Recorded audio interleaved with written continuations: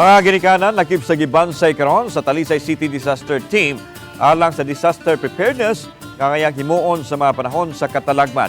Isip kabahin sa 36th National Disaster Resilience Month celebration, gipaubos sa DRRM Seminar Orientation ang City of Talisay Parent Teacher Association Federation. Gitumong kini aron masayod ang mga ginikanan silang tahas kung aduna man sila masugatang katalagman o makat-on usab sa paghanay sa kaugalingon nilang family disaster planning. Misal mo tusab ang nagkalain-laing sektor sama sa sangguniang kabataan, LGBTQIA+, o Pag-asa Youth Association of the Philippines. Misal mo tusab sa kalihukan. Gipasabot sa Talisay City Disaster nga paagi kini aron mamahimong lig-on og andam panahon sa katalagman nga moigo sa ilang madapit. Samtang gipahigayon sa Barangay Lawaan Tres ang 11 Emergency Response Skills Day nga gisalmutan sa sangguniang kabataan kagahapong adlaw.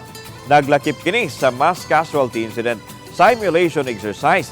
Gitumong kini aron na masayod ang ISKE sa importansya sa disaster risk reduction management.